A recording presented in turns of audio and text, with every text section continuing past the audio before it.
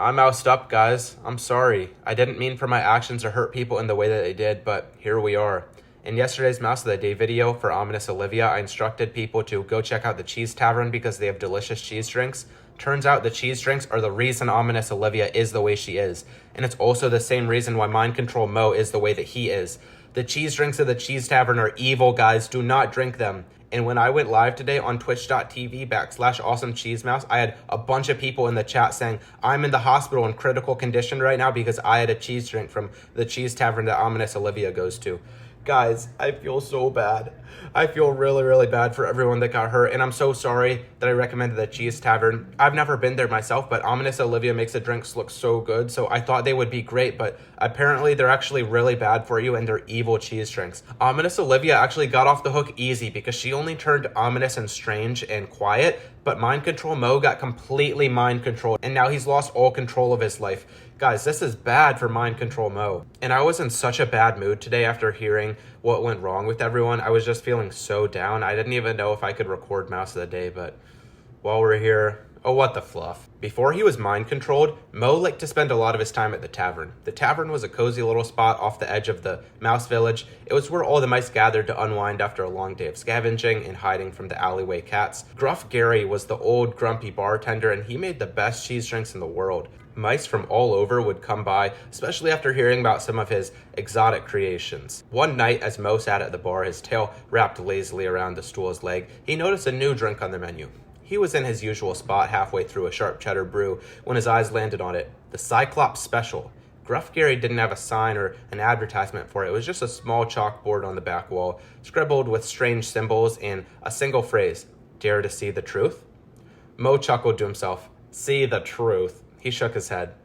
The tavern always had some gimmick to keep the regulars coming back. He waved Gary over, pointing him to the chalkboard. What's this Cyclops Special all about? Mo asked, grinning. Gary polished a glass. Didn't look up. It's not for you, Mo, he grumbled. That one's for the brave. Mo raised an eyebrow. Not for me. Come on. I've handled your stinkiest cheese brew, your moldiest cheese stews. What's this gonna do? Turn my whiskers purple? Gary sighed and finally looked up. His eyes for a moment seemed darker than usual. It's a different kind of drink, he muttered. That one might change you. You don't come back from the Cyclops Special the same.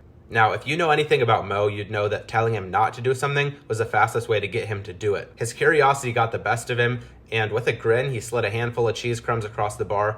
I'll take it. How bad could it be? Gary hesitated, his paw hovering over the crumbs for just a second before he scooped them up and shoved them in his apron. He didn't say anything else, just turned his back to Mo and began working on the drink. Mo watched the cheese drink be prepared with his whiskers twitching with excitement. He didn't even notice Ominous Olivia sitting in the corner sipping her usual cheese drink, her eyes locked on him. If he had noticed, maybe he would have thought twice. Gary returned, setting a mug in front of Mo. It wasn't the usual yellow cheese drink he was used to. This one was odd. The liquid inside was a strange, murky green color, thick and slightly bubbling, and most unsettling of all, there was something floating in it, an eyeball. Mo blinked. Gary, what's that? He pointed at the eye. Gary shrugged. That's the Cyclops part. Mo hesitated, glancing around the tavern. A few mice had noticed his drink and were whispering to each other. He couldn't back out now. He was already known for being adventurous, for always trying the wildest concoctions. Backing down now would ruin his reputation. He took a deep breath, lifted the mug, and raised it to his lips. The moment the drink touched his tongue, Mo felt a chill run down his spine. It tasted like, well, cheese, but not any cheese he'd ever had before. It was sharp, tangy, with an aftertaste that seemed to linger in the back of his throat, almost like a heavy weight. But it wasn't just the taste that was strange. As he swallowed, he felt something shift inside him. At first, nothing really seemed wrong. He set the mug down, licking the remnants of the drink off his whiskers, and looked around with a satisfied grin. See? Not so bad, guys. But then he felt it. A dull throbbing started behind his eyes. His vision blurred for a moment, and then it cleared. But everything looked different. The tavern seemed darker, the shadows deeper, and the mice around him seemed to move slowly. Their conversations muffled and distant. He blinked, rubbing his eyes, but the feeling didn't go away. And then he saw it, the eyeball from the drink, the one he thought was just a garnish. It was now in the side of the cheese drink, staring right at him. Mo's heart raced as he backed away from the bar, his paws trembling. The eye followed him. What is this? He said, but no one seemed to hear him. The tavern carried on as usual, oblivious to the strangeness that was going on in front of them. The eyeball didn't even blink, it just watched him, and as it did, Mo felt something deep inside him shift again. His thoughts, once clear in his own, began to twist, warping like a knot tightening in his mind. He tried to focus, tried to remember where he was, but the more he thought, the more confused he became. Then the voice came, soft at first, barely a whisper in the back of his mind. Mo, you belong to me now. Mo gasped, stumbling back further until his back hit the wall. His paws flew up to his head, trying to block out the voice, but it was no use. The voice was inside him, curling through his thoughts like smoke. You drank the Cyclops special. You've seen the truth, and now you're ours. He tried to shout, he tried to call for help, but his mouth wouldn't move. His body felt stiff, heavy, like it wasn't there anymore. The eyeball drew closer, its gaze piercing into him, and with each passing second, Mo could feel himself slipping away. His thoughts weren't even his own. His movements weren't his own. You will do what we say. You will obey, Mo.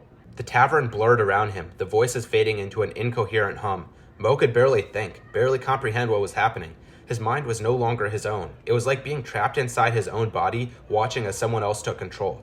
Then Mo stood up. Nope, something inside him made him stand up, and began to walk towards the door. His legs moved stiffly like a puppet on strings, jerking with each step. Mice glanced at him as he passed, but no one said anything. To them, he was just Mo, heading out after another drink as per usual. But ominous Olivia watched him with those steady eyes of hers, as though she knew what had just happened. He stepped outside, the cool night air hitting his fur, but it did nothing to shake the growing fog in his mind. The voice whispered to him again, You are one of us now. You will find the others. They will join us too. Days passed and Mo disappeared from the village. He wandered, drawn by the voice in his head, traveling through the winding tunnels and shadowy streets of Wisconsin. Everywhere he went, he sought out other mice, speaking in a calm, soothing voice that wasn't his. He lured new mice in with promises of secrets and knowledge that no other mice could offer. And when they followed him, they drank from the same strange brew that had possessed him.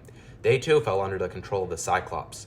One by one, the mice of the village began to change. They became quieter, more withdrawn. Their eyes gazed over as though they were seeing something no one else could. And behind it all was Mo, or what had once been Mo, guiding them, whispering the same words that had once been whispered to him. It didn't take long for the village to notice that something was wrong, really wrong. The mice who had followed Mo began to act strangely, their movements stiff and robotic. Conversations became empty as though the words that they had spoke had no real meaning. It was as if their minds were somewhere else completely, beyond the reach of anyone who had not shared that cheese drink with them. Ominous Olivia, still watching from her corner of the tavern, had seen it all unfold. She knew the moment Mo had changed, the moment that strange drink had taken him. She'd seen it before, though not often. The Cyclops special wasn't a drink for the faint-hearted, and it wasn't something to be taken lightly. She herself had tried it long ago, but she had a different experience. She hadn't been fully possessed by it, just changed. The ominous nature she carried now was a gift, or maybe a curse, left over from that experience. But Mo, he hadn't been so lucky. The village was slipping, one mouse at a time, into the control of whatever dark force had taken control of Mo, and Olivia knew that soon the entire village might fall under its sway. One evening, as the tavern emptied out and the night grew darker, Olivia stood up from her corner. She drained the last of her cheese drink, her eyes cold and calculating, and made her way to the door. The time had come to confront Mo, or whatever he had become now. Guys, please, like for part 2 to see what happens between ominous Olivia and mind control Mo. Do you think that she can save him, or is he too far gone? Also, do you guys mess with mind control Mo?